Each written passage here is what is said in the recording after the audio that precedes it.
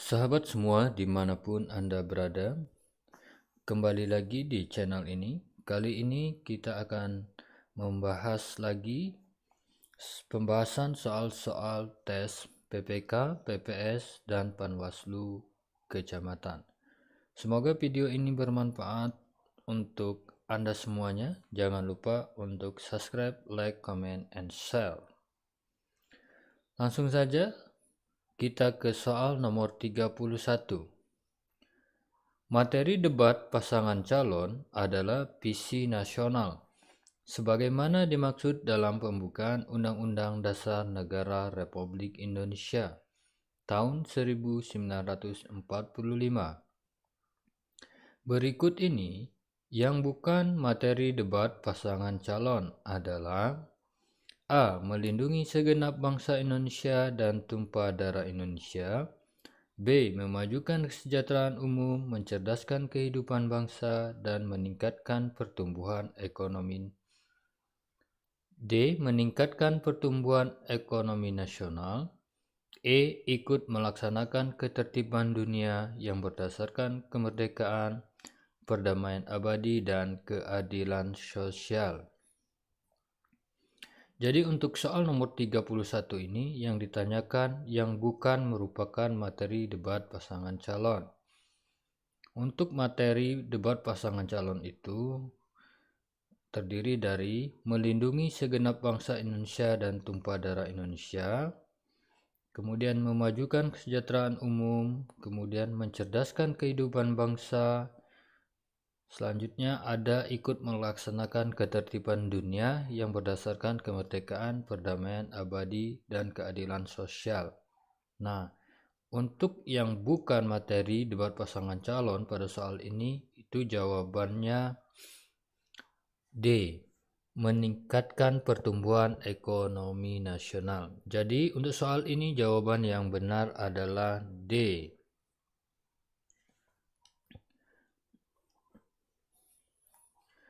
Oke, selanjutnya kita ke soal nomor 32. Masa tenang berlangsung selama ... sebelum hari pemungutan suara. A. 3 hari, B. 4 hari, C. 5 hari, D. 6 hari, E. 7 hari. Sebagaimana diatur dalam pasal 276, masa tenang berlangsung selama 3 hari sebelum hari pemungutan suara. Jadi jawaban untuk soal nomor 32 ini adalah A. 3 hari. Soal nomor 33. Berikut ini dilarang ikut serta dalam kegiatan kampanye kecuali: A. Ketua, wakil ketua, ketua muda, dan hakim agung pada Mahkamah Agung. B. Hakim konstitusi pada Mahkamah Konstitusi. C. Presiden, wakil presiden, menteri, gubernur, wakil gubernur, bupati, wakil bupati, wali kota, dan wakil wali kota. D. Pegawai negeri sipil. E. Ketua, wakil ketua, dan anggota BPK. Artinya untuk soal nomor 31 ini, itu yang ditanyakan yang boleh ikut serta dalam kegiatan kampanye. Nah, untuk jawabannya, yang boleh ikut serta dalam kegiatan kampanye itu adalah presiden, wakil presiden, menteri, gubernur, wakil gubernur, bupati, dan wakil bupati, wali kota, dan wakil wali kota. Jadi yang diperbolehkan untuk mengikuti kegiatan kampanye adalah jawaban C, dengan syarat bahwa presiden, wakil presiden, menteri, gubernur, dan wakil gubernur, bupati dan wakil bupati, wali kota dan wakil wali kota itu mengajukan cuti kemudian tidak menggunakan fasilitas negara. Jadi jawaban yang tepat untuk soal nomor 33 ini adalah C.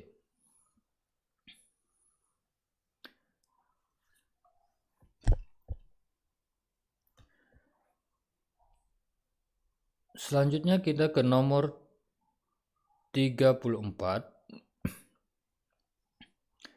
Kegiatan pemungutan suara di TPS dilaksanakan oleh A. KPPS, B. PPS, C. PPK, D. KPU Kabupaten Kota, E. Semua jawaban benar. Untuk soal nomor 34 ini jawaban yang paling tepat adalah A. KKPS.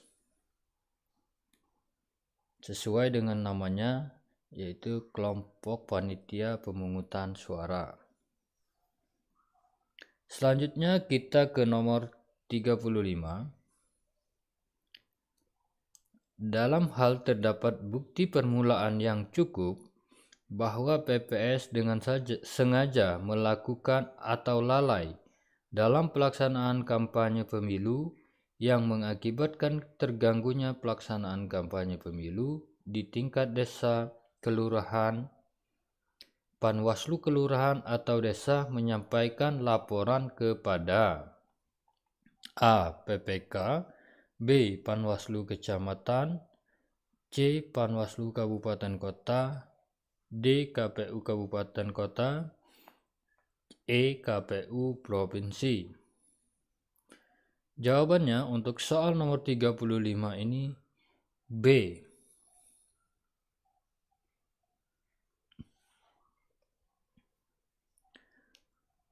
Kita lanjut ke soal nomor 36. Petugas pemuktahiran data pemilih Pantarli dibentuk oleh A. KPU Kabupaten Kota, B. PPK, C. PPS, D. Panwaslu, E. Bawaslu. Jawabannya untuk soal nomor 36 ini C. PPS. Jadi Pantarli itu dibentuk oleh PPS. Soal nomor 37. Tugas, wewenang, dan kewajiban PPS meliputi di bawah ini kecuali A. Membantu KPU Provinsi, KPU Kabupaten Kota, dan PPK dalam melakukan pemuktahiran data pemilih, daftar pemilih sementara, daftar pemilih hasil perbaikan, dan pemilih tetap. B. Membentuk KPPS. C. Mengangkat petugas pemuktahiran data pemilih. D. Mengumumkan daftar pemilih. E. Menyampaikan daftar pemilih kepada Bawaslu Kabupaten Kota. Jadi yang tidak termasuk tugas, wewenang, dan kewajiban PPS itu jawabannya E. Menyampaikan daftar pemilih kepada Bawaslu Kabupaten Kota. Ini bukan merupakan tugas dari PPS. Selanjutnya soal nomor 38. Berita acara perhitungan suara dan sertifikat perhitungan suara yang dibuat oleh PPK wajib diserahkan kepada siapa? A. Saksi peserta pemilu, Panwaslu Kecamatan, KPU Kabupaten Kota. B. Tim sukses pemilu, Panwaslu Lapangan dan Panwaslu Kecamatan. C. Tim kampanye, Panwaslu Kecamatan dan KPU Kabupaten Kota. D. Bawaslu Kabupaten Kota dan KPU Kabupaten Kota. E. Parpol peserta pemilu, Bawaslu Kabupaten Kota dan KPU Kabupaten Kota. Jadi sertifikat perhitungan suara yang dibuat oleh PPK itu wajib diserahkan kepada siapa? Jawabannya itu A. Saksi peserta pemilu, Panwaslu Kecamatan dan KPU Kabupaten Kota.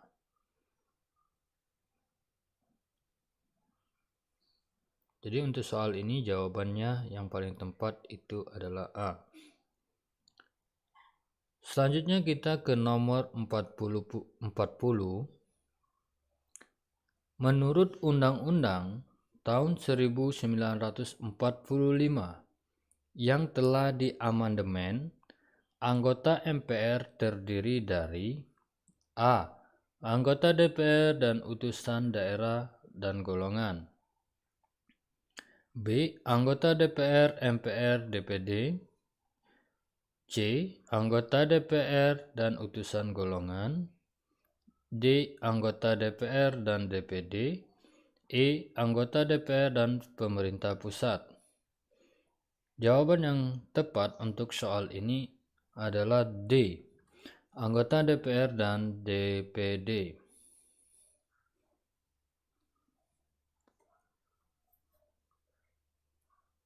Kita lanjut ke soal nomor 41.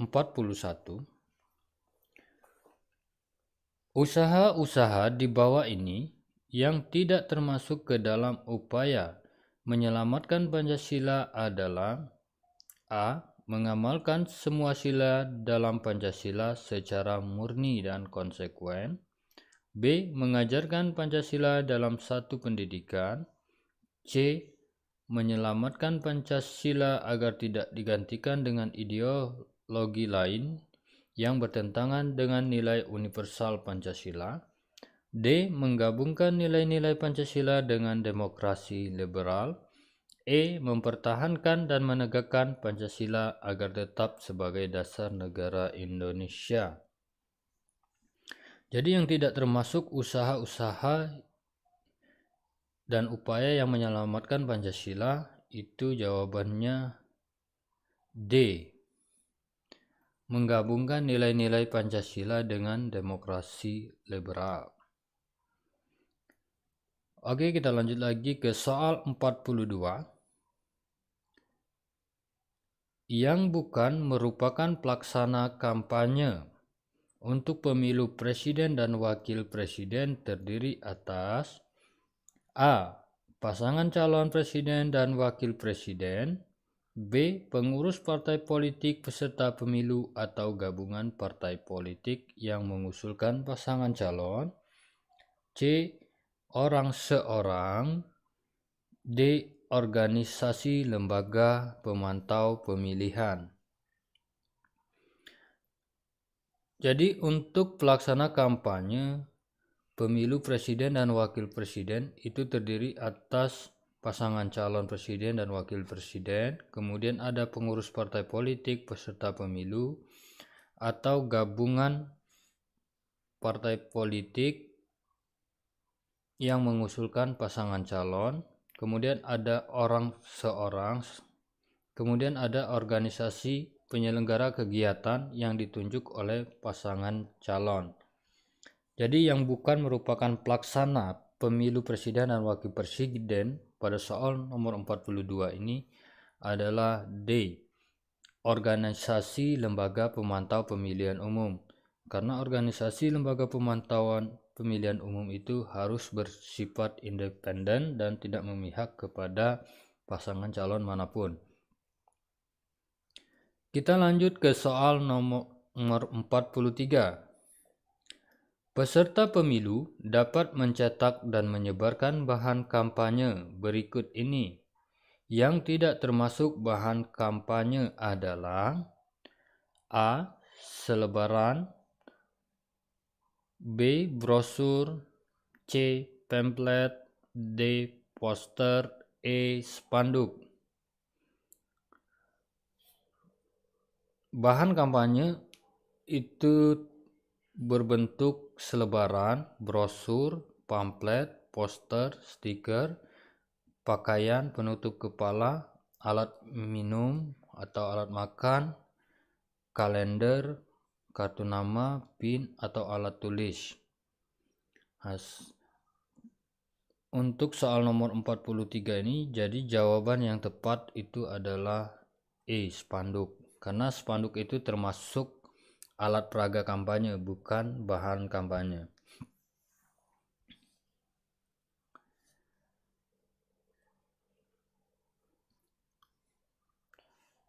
Kita lanjut ke soal 44.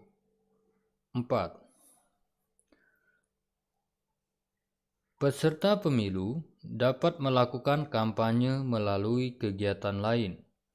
Kegiatan lain sebagaimana dimaksud dapat dilaksanakan dalam bentuk kecuali A. Kegiatan budaya meliputi pentas seni, panen raya, dan atau konser musik. B. Kegiatan olahraga meliputi gerak jalan santai dan atau sepeda santai. C. Perlombaan. D. Kegiatan sosial meliputi bazar, donor darah, dan atau hari ulang tahun. E. Door fresh.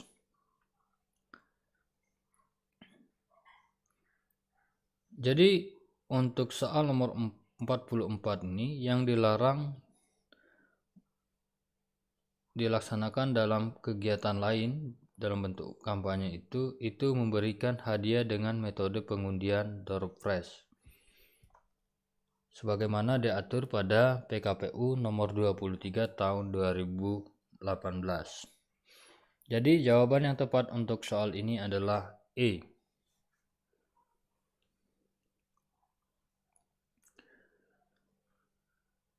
Soal nomor 45. Pemungutan suara di TPS wajib diulang apabila dari hasil penelitian dan pemeriksaan pengawas TPS terbukti terdapat keadaan sebagai berikut, kecuali A. Pembukaan kotak suara dan atau berkas pemungutan dan perhitungan suara tidak dilakukan menurut tata cara yang ditetapkan dalam ketentuan peraturan perundang-undangan.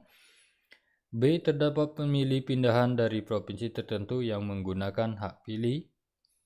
C. Petugas KPPS meminta pemilih memberikan tanda khusus, menandatangani atau menulis nama atau alamat pada surat suara yang sudah digunakan. D. Petugas KPPS merusak lebih dari satu surat suara yang digunakan oleh pemilih sehingga surat suara tersebut menjadi tidak sah. E. Pemilih yang tidak memiliki kartu tanda penduduk elektronik dan tidak terdaftar dalam pemilihan tetap dan daftar pemilih tambahan. Jadi yang bukan menyebabkan pemungutan suara ulang di TPS itu yakni terdapatnya pemilih pindahan dari provinsi tertentu yang menggunakan hak pilih. Jadi untuk jawabannya untuk soal ini itu B. Karena boleh saja pindah memilih itu boleh dari provinsi lain kemudian pindah ke provinsi lain. Yang penting itu sudah terdaftar di TPS asalnya kemudian membawa surat pindah memilih.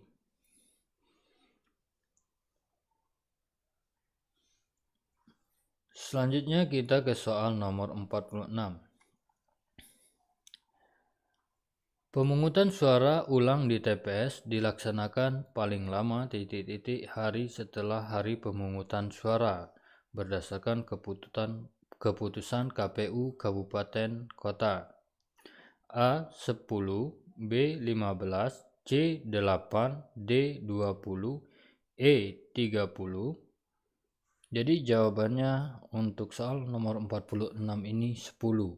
Pemungutan suara ulang di TPS dilaksanakan paling lama 10 hari setelah hari pemungutan suara berdasarkan keputusan KPU Kabupaten Kota.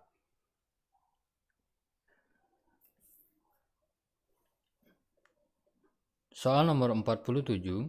Sebelum melaksanakan perhitungan suara, KPPS luar negeri menghitung kecuali A. Jumlah pemilih yang memberikan suara berdasarkan salinan daftar pemilih tetap. B. Jumlah suara sah dan tidak sah yang digunakan. C. Jumlah pemilih yang berasal di TPS atau TPS luar negeri lain. D. Jumlah suara yang tidak terpakai, suara yang tidak terpakai. E. Sisa surat suara cadangan. Jadi jawabannya untuk soal nomor 47 ini itu B. Jumlah suara sah dan tidak sah yang digunakan. Karena jumlah suara sah dan suara tidak sah ini dihitung setelah selesai perhitungan suara calon ataupun pasangan calon. Jadi jawaban yang tepat itu B. Kemudian soal nomor 48, partai politik peserta pemilu harus memenuhi ambang batas perolehan suara paling sedikit ... dari jumlah suara sah secara nasional untuk diikutkan dalam penentuan perolehan kursi anggota DPR.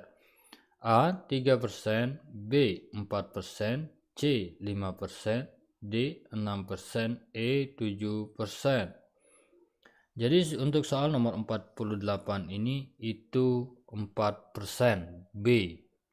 Karena ambang batas parlemen itu untuk mendapatkan kursi anggota DPR itu 4%. Soal nomor 49. Dalam hal penyelenggaraan seluruh tahapan pemilu, tugas lainnya, KPU memberikan laporan kepada A. MPR dan Presiden, B. DPR dan DPD, C. DPR dan Presiden, D. Presiden dan BPK, E. MPR dan DPR. Jadi jawabannya untuk soal nomor 49 itu C. DPR dan Presiden.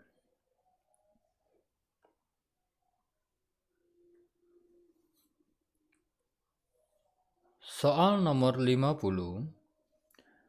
PPS menyampaikan berita acara pleno rekapitulasi salinan formulir model AB1 KPU dan formulir model AC1 KPU dalam bentuk naskah asli kepada kecuali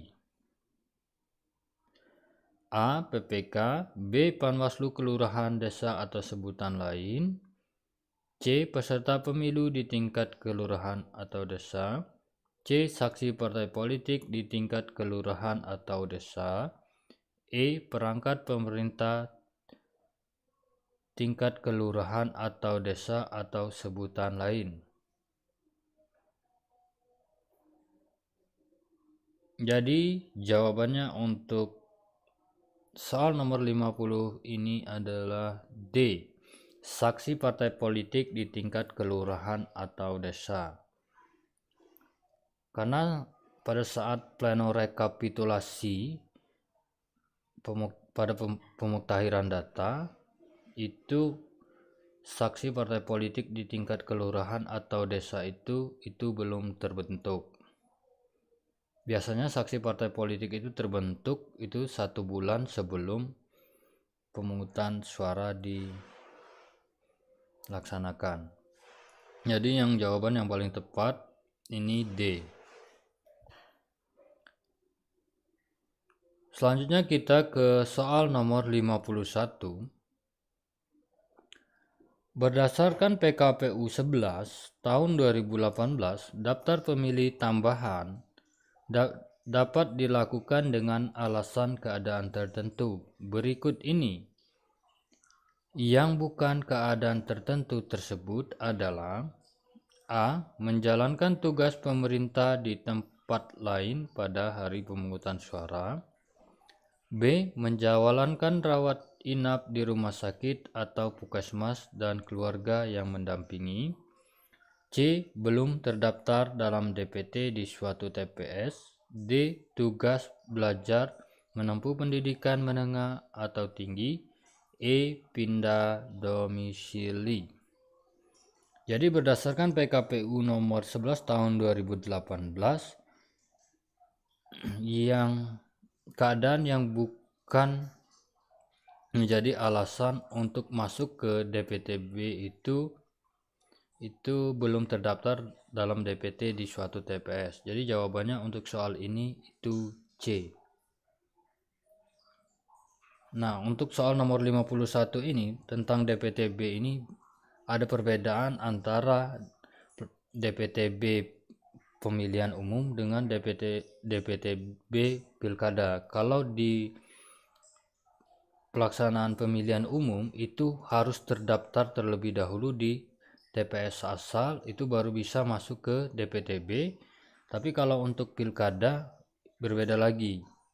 DPTB itu memang khusus orang yang belum terdaftar di TPS. Itu perbedaannya. Oke, selanjutnya kita ke soal nomor 52. Berikut ini yang bukan merupakan syarat formil adalah A. Identitas pelapor atau pihak yang berhak melaporkan. B. Pihak terlapor.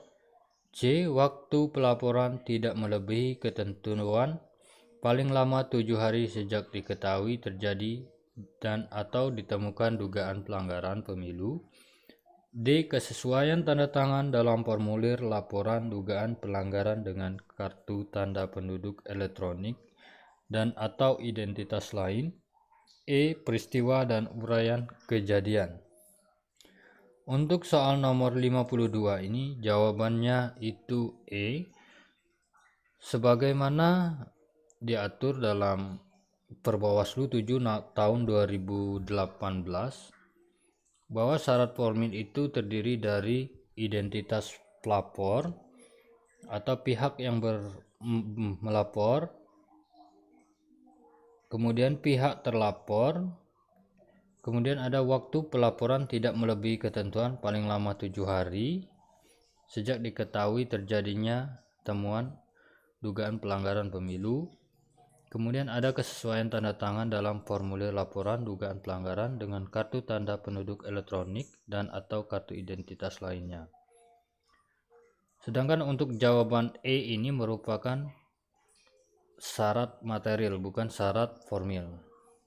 Jadi jawaban yang tepat itu E. Kita lanjut ke soal nomor 53.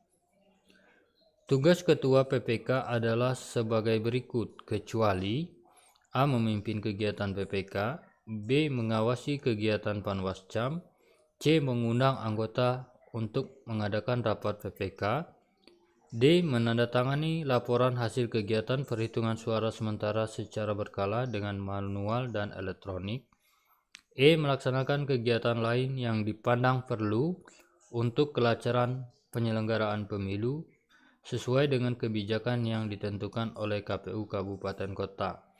Yang bukan merupakan tugas Ketua PPK yakni mengawasi kegiatan Panwascam. Jadi jawabannya itu B, mengawasi kegiatan Panwascam. Itu bukan merupakan tugas dari Ketua PPK.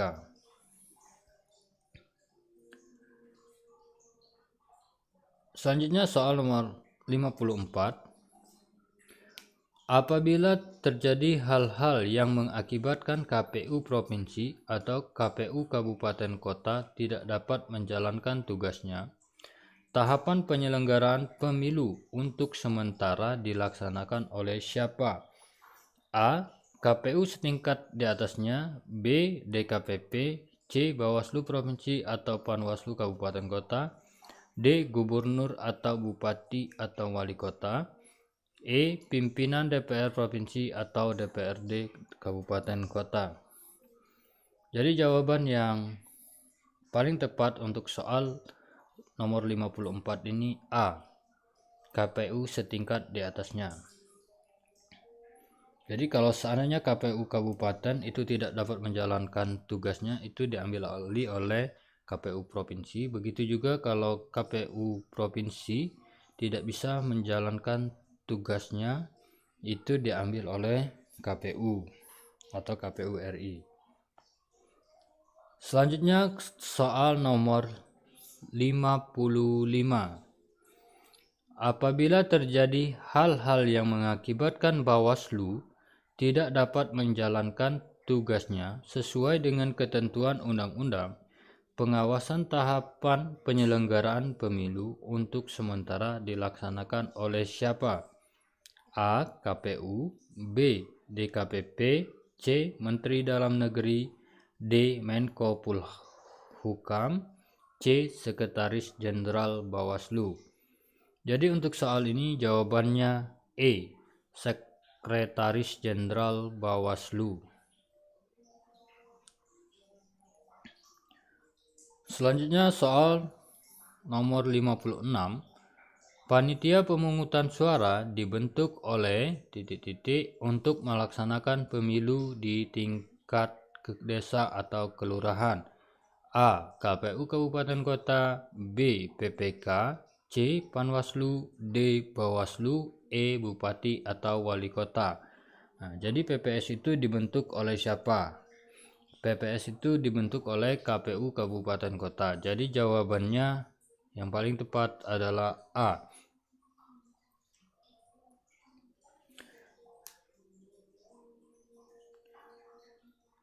Soal nomor 57, warga negara yang memenuhi syarat sebagai pemilih dan tidak memiliki identitas kependudukan dan tidak terdaftar dalam DPS, hasil perbaikan.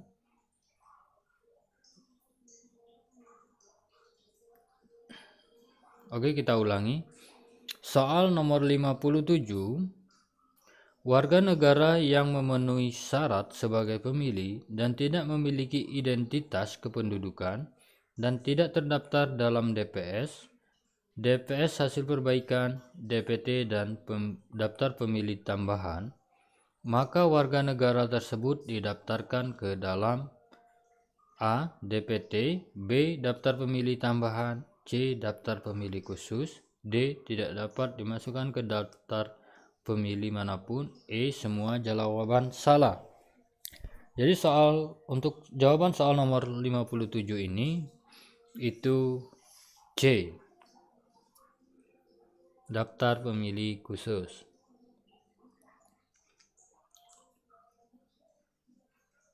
Oke, kita lanjutkan kembali ke soal nomor 58. Pemilih yang tidak terdaftar pada DPT dan daftar pemilih tambahan dapat menggunakan kartu tanda penduduk KTP atau paspor dengan ketentuan A. Memilih di TPS yang sesuai dengan alamat yang tertera di KTP yang bersangkutan. B.